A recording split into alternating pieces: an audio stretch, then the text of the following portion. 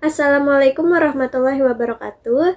Izinkan saya perkenalan. Nama saya Khairunisa Zulfia Hasna. Saya dari kelas 11 Multimedia 2. Perkenalkan, saya Aisyah Nur Fadila. Perkenalkan, nama saya Nurul Jamila dari kelas 11 MM1. Saya sebagai perwakilan kelompok ingin menjelaskan terlebih dahulu. Kelompok kami ingin mereview film yang berjudul Imperfect dan ingin menceritakan alurnya. Tugas ini diberikan dari mata pelajaran Bahasa Indonesia.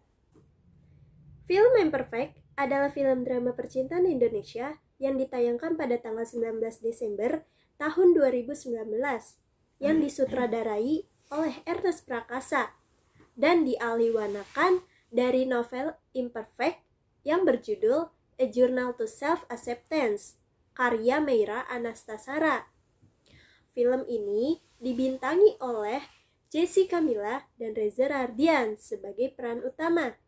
Yasmin Nepper, Karina Suwandi, Kiki Narendra, Sarefa Danis, Dion Wiyoko, Dewi Iraman, Ernest Prakasa, dan masih banyak pemeran lainnya. Ernest mengatakan bahwa film Imperfect ini adalah film yang berat baginya karena ia mengangkat dari kisah yang ditulis oleh Meira tentang keresahannya body shaming yang berasal dari diri seorang Meira. Film ini dengan sempurnanya Ernest Prakasa memfilmkan sebagai salah satu film terbaik. Lagi-lagi, film Imperfect ini adalah film yang cocok untuk mengisi hiburan serta memotivasi penonton. Film ini juga menceritakan tentang isu permasalahannya yang dialami oleh kebanyakan kaum perempuan di masa sekarang ini, di mana kecantikan diukur dari sosok yang ditampilkan di media. Pusing mama lihat kamu udah kayak ikan paus terdampar gini. Iya, yang kubur lagi ya. Ingat lemak. Tapi gak apa-apa deh, nutrisi buat ibu hamil. Lo gimana aja tuh dikatain hamil. Ntar kalau gue protes bilang baper. Rara, kamu kayaknya gendutan ya. Gak boleh kayak gitu. Itu namanya body shaming, mempermalukan tubuh orang lain. Cantik-cantiknya mereka langsing, putih. Nyari yang cantik itu gampang, yang susah tuh nyari yang cocok. Kamu udah cantik, cocok lagi.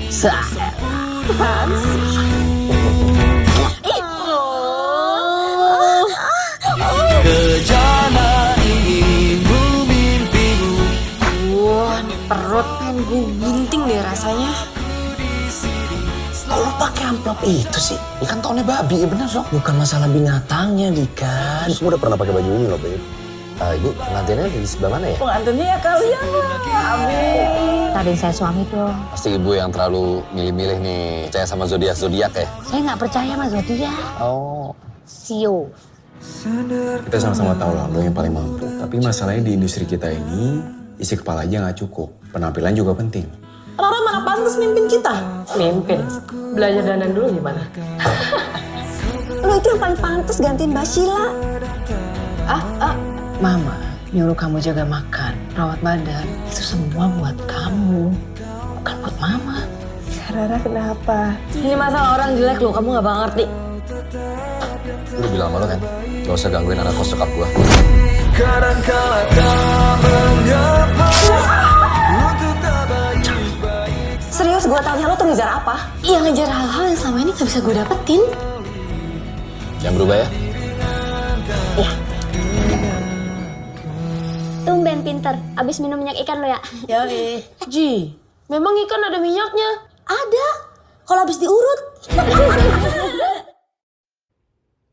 Menceritakan seorang wanita bernama Rara yang bekerja di sebuah perkantoran. Lingkungan pekerjaannya pun selalu meledek fisiknya yang memiliki berat badan berlebihan. Film ini menceritakan seorang Rara yang tidak peduli dengan penampilan tubuhnya. Sedari kecil, Rara sudah terbiasa diejek.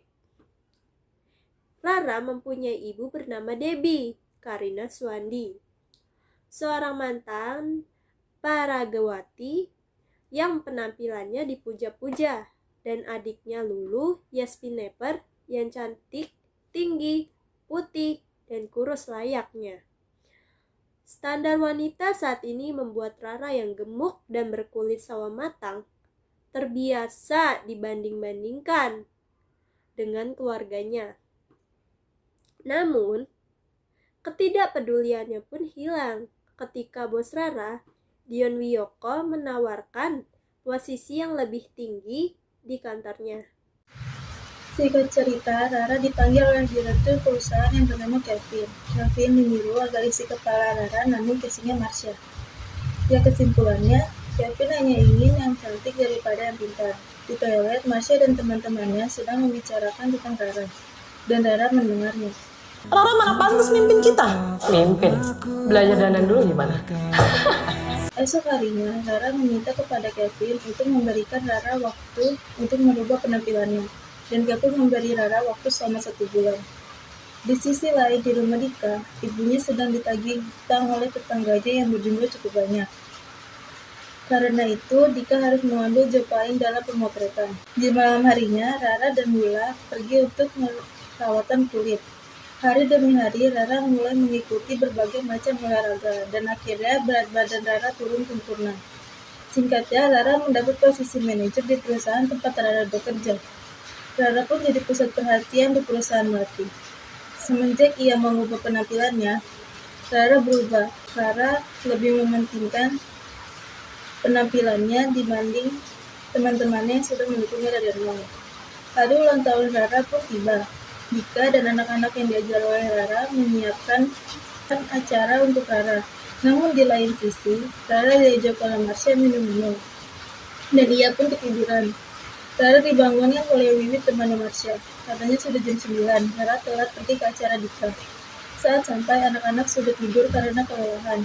Dika kecewa karena Rara. Esoknya, Rara teman Rara menanyakan tentang kejadian semalam.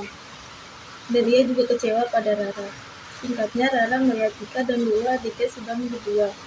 Rara emosi dan ia pun salah paham. Karena itu, di rumah Rara dan Lulu bertengkar dan mamanya yang tahu mencoba melerai sampai akhirnya mereka berbaikan lagi. Singkatnya, Rara minta maaf pada Dika dan hubungan mereka pun sudah membaik. Rara berhasil menjadi manajer di perusahaan melati dan berhasil menghilangkan rasa insecure dalam dirinya. Lihat realitas sekarang ini di mana masyarakat selalu menjadikan fisik seorang perempuan sebagai objek lelucon. Film ini memberikan gambaran luas mengenai cara menerima fisik kita, apapun bentuknya. Mengajak kita untuk bersyukur dan memberi pesan bahwa tidak selamanya menjadi cantik berdasarkan standarisasi masyarakat. Menurut saya, kekurangan film ini pada penyajiannya. Rara besar dalam keluarga yang serba berkecukupan, meskipun keluarganya juga ikut terlibat dalam tindakan body shaming. Namun, Rara tetap mendapatkan dukungan materi. Rara bisa merubah segalanya dengan cepat kalau ia mau. Bagaimana jika seseorang yang tidak seberuntung Rara misalnya, hidup dalam keluarga sederhana ditambah lagi stereotip lingkungan masyarakat. Bullying yang didapati tentu bakal seperti ini. Sudah jelek, miskin lagi. Hal-hal seperti ini yang kurang dipikirkan oleh sutradara dalam membuat film ini. Karena kita tidak bisa memungkiri bahwa konstruk masyarakat sangatlah kuat. Selain itu, pesan-pesan kecil dari film ini yang disajikan dalam bentuk komedi sehingga tidak terlalu sampai kepada penonton. Jadinya, kita hanya tertawa padahal ada maksud dari lelucon itu. Tidak peduli bagaimana bentuk tubuhmu, warna kulitmu, dan jenis rambutmu. Orang lain tidaklah berhak menentukan standar kecantikanmu menurut mereka. Pada dasarnya, manusia diciptakan secara beragam, memiliki keunikan masing-masing, dan mempunyai kekurangan serta kekurangan pun masing-masing. Jadi, semua perempuan adalah cantik berdasarkan versinya masing-masing. Jangan lupa juga, kunci kebahagiaan adalah bersyukur untuk segala sesuatu yang telah Tuhan berikan. Film ini sangat direkomendasikan untuk ditonton sebagai bahan merefleksi diri. Pesan paling penting dalam film ini adalah mengubah insecure menjadi bersyukur.